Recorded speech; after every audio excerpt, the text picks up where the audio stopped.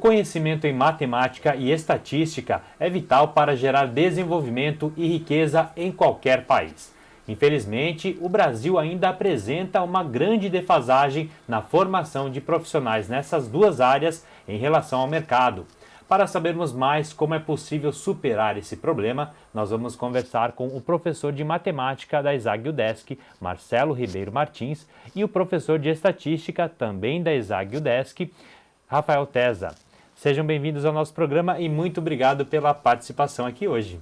Obrigado pela oportunidade. Professor Marcelo, por muito tempo essas duas disciplinas, matemática e estatística, sofreram um certo preconceito no meio acadêmico e nas escolas do Brasil. Se dizia que a realidade humana não pode, ela é mais ampla e não pode ser simplificada em números. Essa realidade, essa ideologia está sendo superada, vem sendo mudada com relação ao tempo? O preconceito permanece. A gente percebe principalmente pela opção dos jovens quando vão chegando próximo ao vestibular, e poucos jovens se lançam para o bacharelado e a licenciatura em matemática, né? Eu diria até que as ciências exatas como um todo, né, a matemática, a física, a química e tal, vem sendo pouco escolhido pelos jovens.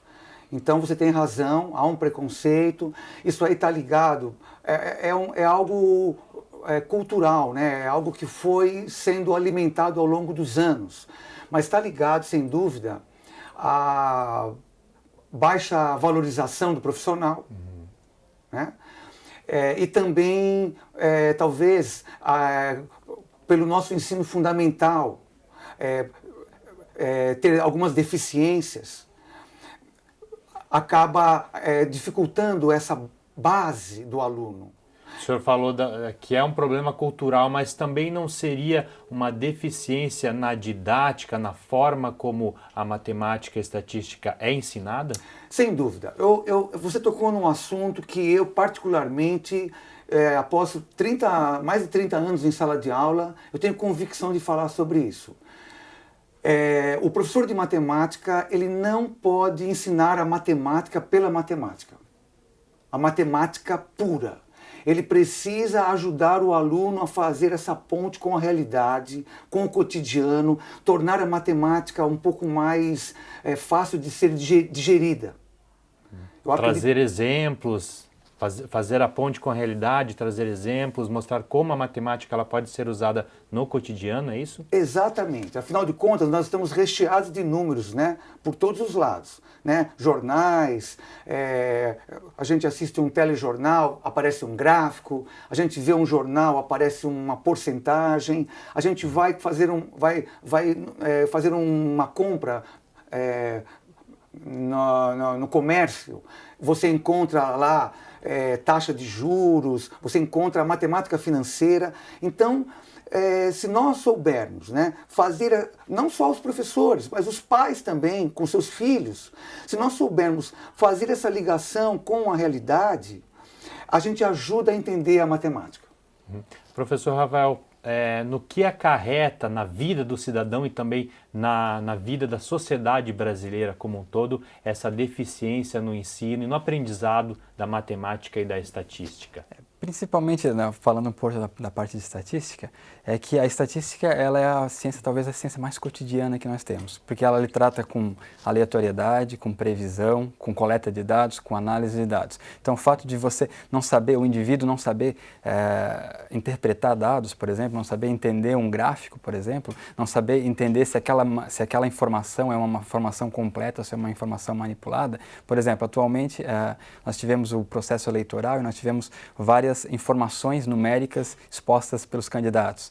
E muitas delas são informações manipuladas, são informações incompletas. E como é que o indivíduo consegue identificar se ela é um dado completo ou se é um dado incompleto? Porque um número sozinho ele não faz muito sentido. O número ele tem que estar dentro de um contexto. E é basicamente isso que a estatística trabalha. A partir do momento que o indivíduo tem um entendimento sobre como é coletado esses dados, como é como é analisado esses dados, como é apresentado aqueles erros das pesquisas. Por que as pesquisas erram? Porque é uma questão metodológica, mas a maioria não entende o que é a metodologia utilizada nesse processo. Isso é estatística, basicamente.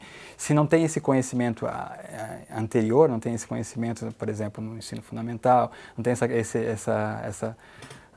um pouco mais de afinidade com a questão numérica, a questão de interpretação de dados, ele pode ser facilmente manipulado. Esse é o grande problema, né? A partir do momento que não se tem uma ideia geral de como é que as coisas funcionam, não se pode argumentar nada, não se pode utilizar esses dados para tomada de decisão, por exemplo.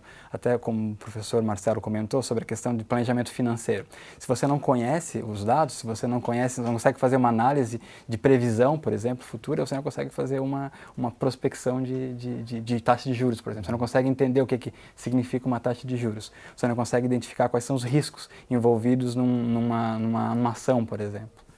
E se as pessoas elas não sabem analisar esses números e tomar decisões em cima desses números, de nada adianta todo o trabalho para levantar os números e para fazer toda essa estatística, né? O trabalho do profissional que faz a estatística vai por terra. Exatamente. Até o governo, por exemplo, tem o IBGE, o Instituto Brasileiro de Geografia e Estatística, que levanta inúmeros dados. Nós temos um Big Data, aí tem o IPE, o Banco Central, tem vários dados em relação, mas só que se ninguém fizer nada com esses dados, né?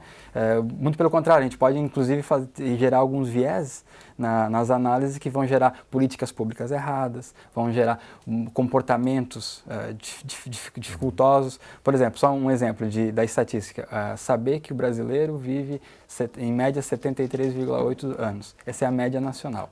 A média do catarinense é 73,8. Isso é uma análise de contexto. A partir do momento que o indivíduo sabe esse contexto, ele consegue se inserir nesse contexto. Bom, mas por que se vive mais em Santa Catarina? Tem alguns motivos. Por exemplo, isso é uma análise de dado, é um dado que eu tenho, um dado estatístico que se tem, e a partir daí se pode tomar algum tipo de decisão, por exemplo. Ou então, o indivíduo tem a média das famílias de filhos da família brasileira é de 1,6. Onde é que eu estou nesse contexto? Ou mais ainda, a média de produção de lixo do brasileiro é de 1,2 kg por dia. É altíssima.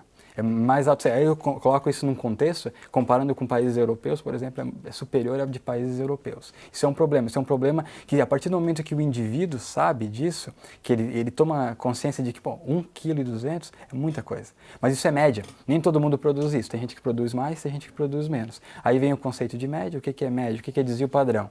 A gente começa a ter uma aleatoriedade e uma diferença entre os indivíduos. E o pior ainda, se a gente fizer uma análise longitudinal, em 2010, essa média era de 1,1 kg. Em 2013, 1,2 kg.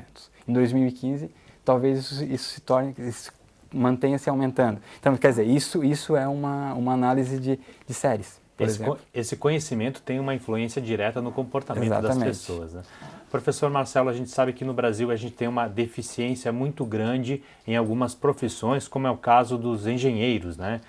Engenheiros mecânicos, engenheiros eletricistas, diversas áreas da engenharia. Isso está muito ligado também a essa falta, a essa deficiência do ensino da matemática e da estatística? Sem dúvida, né? Porque as áreas de exatas, né? As engenharias, elas necessitam muito da matemática. E se os nossos jovens, eles, ao fazerem a sua opção pelo vestibular, eles não gostarem de matemática, eles já temem as primeiras fases da engenharia, onde ele vai enfrentar o cálculo 1, cálculo 2, geometria analítica, álgebra linear, esse conjunto das matemáticas, né? Olha, o assunto é tão sério, que mereceria do nosso Ministério da Educação uma mudança nos conteúdos, né, do ensino fundamental e médio, de modo a tratar menos conteúdo, mas de uma forma a atrair o aluno. Porque a criança gosta de matemática. A criança, nos primeiros anos, gosta de matemática. Aí, há um determinado momento, que eu não vou saber precisar para você, em qual série que é, aproximado, em que o aluno ele começa a rejeitar um pouco a matemática. Eu não sei o que o meu colega Rafael acha, mas eu sinto que quando nós passamos a trabalhar com variáveis, deixamos de trabalhar só com os números e passamos a trabalhar um pouquinho com letras, variáveis, o que exige maior abstração, é um momento que a gente tem que tomar muito cuidado para não deixar que o aluno comece a achar difícil e comece a... O aluno acaba pensando que não vai usar aquilo para a vida e não tem necessidade de aprender aquilo e vai deixando de lado. Exatamente. Professores, vou pedir uma licença, então, o tempo do primeiro bloco infelizmente chegou ao fim. A gente volta em instantes a falar sobre a importância da matemática e da estatística. Nós voltamos já.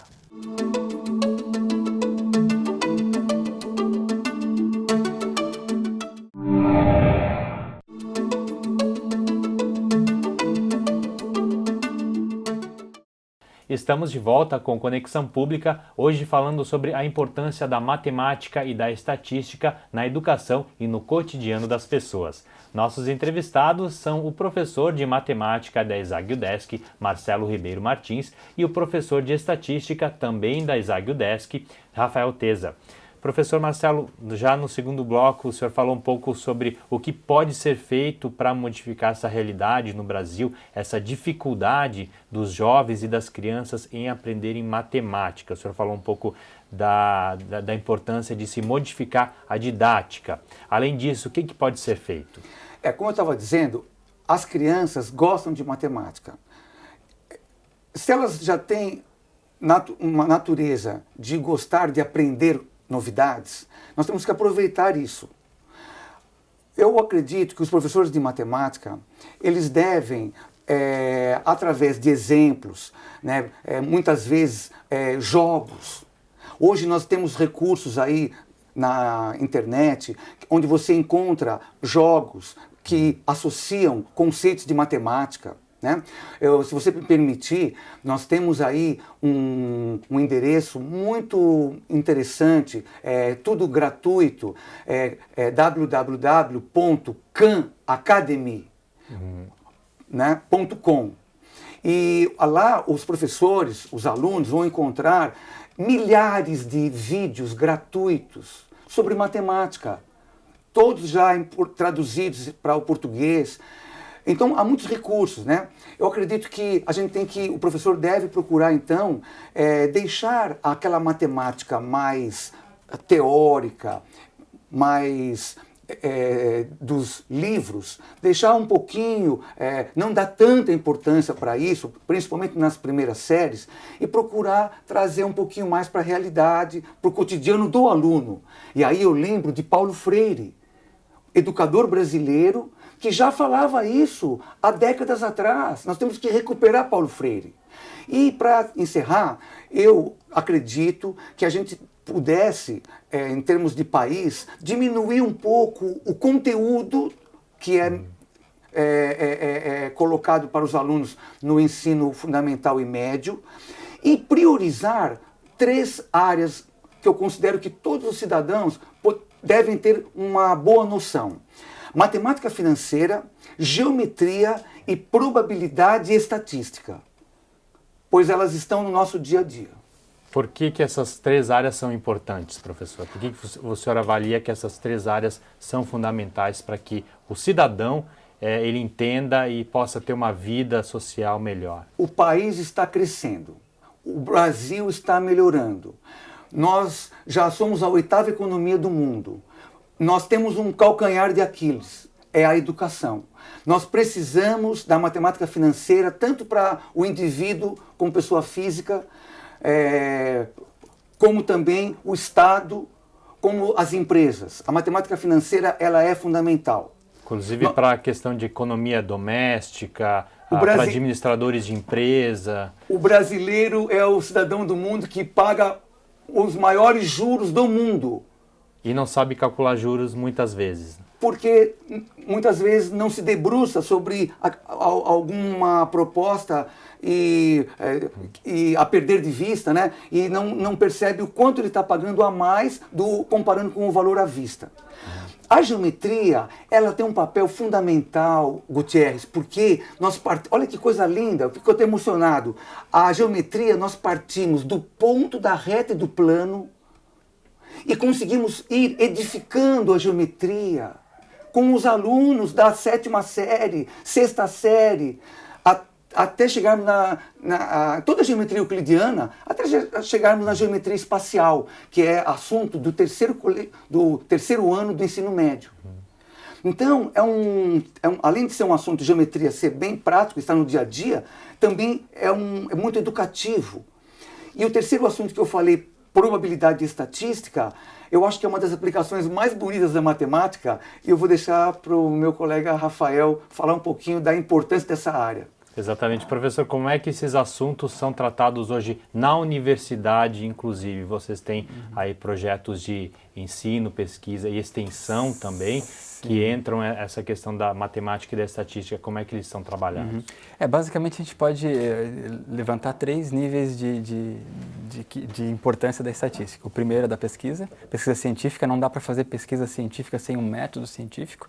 A questão da pesquisa, realmente de pesquisas de médica, por exemplo, genética, até mesmo controle de epidemias, é utilizada a estatística. A questão o outro nível seria o nível organizacional das empresas. Não tem como uma empresa, num ambiente competitivo, não ter uma análise de dados, não conseguir fazer previsões futuras, não conseguir conhecer o consumidor. E o nível social, que é o nível do governo. O governo precisa de uma base de dados para poder fazer as suas políticas públicas e o cidadão para conhecer o seu contexto. Dentro de um exemplo de aplicação dentro da parte de pesquisa, por exemplo, tem uma orientanda no mestrado da UFSC que nós estamos desenvolvendo juntos, medindo a eficiência, a eficácia de um modelo, uma mudança pedagógica no ensino infantil. Então ela está avaliando longitudinalmente 5 anos, o modelo foi modificado e aí nós vamos avaliar 3 atores, que é a sociedade, os professores e os alunos.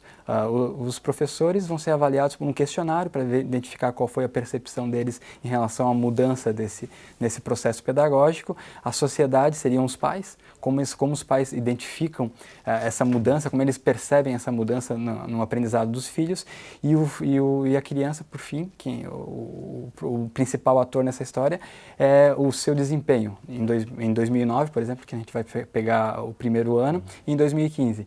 E verificar qual foi o desempenho que ele teve, se ele aumentou, melhorou esse desempenho, ou se não aumentou, se manteve constante. Se aumentou ou não aumentou, aí é uma questão estatística. Você vai ter uma média que vai ter em 2009 e uma média em 2015. As médias são diferentes? São, elas sempre vão ser diferentes. Agora, a variabilidade nos dados, ela existe. E eu preciso verificar se essa diferença de médias, ela é uma diferença que realmente faz sentido ou não, se é uma diferença que a gente chama de diferença significativa ou não. E isso só é possível a partir do momento que a gente utiliza métodos. Por exemplo, métodos estatísticos para fazer esse tipo de análise. Um exemplo de extensão, por exemplo, são os índices que, por exemplo, a UDESC divulga o índice de vida, custo de vida em Florianópolis.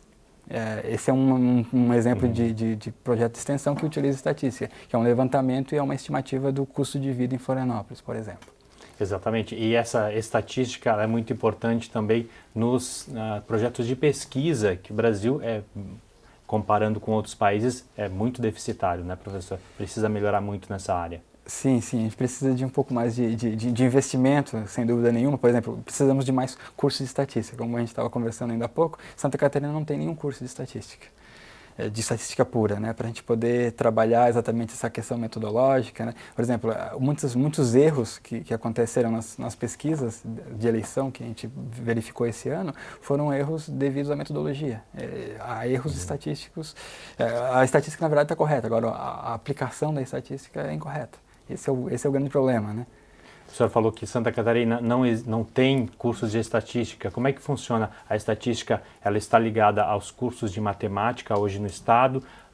O aluno que ele cursa uma faculdade de matemática, ele se especializa em estatística. Já existem cursos específicos de estatística fora do estado? Como é que funciona Sim, essa questão? existe cursos específicos de estatística, que é como se fosse uma licenciatura de matemática, são quatro anos de licenciatura mesmo em estatística. No Santa Catarina nós não temos, mas no Rio Grande do Sul, Paraná, o Nordeste, São Paulo, o Norte também tem vários cursos desses. Em Santa Catarina nós temos só o curso de mestrado profissional em estatística. Então, na verdade, dá para ampliar bastante esse campo, principalmente aqui em Santa Catarina, né? Dados nós temos. Exatamente. Dados e demanda nós temos para isso. A gente já percebe a deficiência nessa área só analisando esse dado, né, professor? Felizmente o nosso tempo chegou ao fim. Agradeço novamente a participação de vocês aqui hoje. Obrigado pelo convite. E o Conexão Pública vai ficando por aqui. Nós voltamos na semana que vem. Até lá.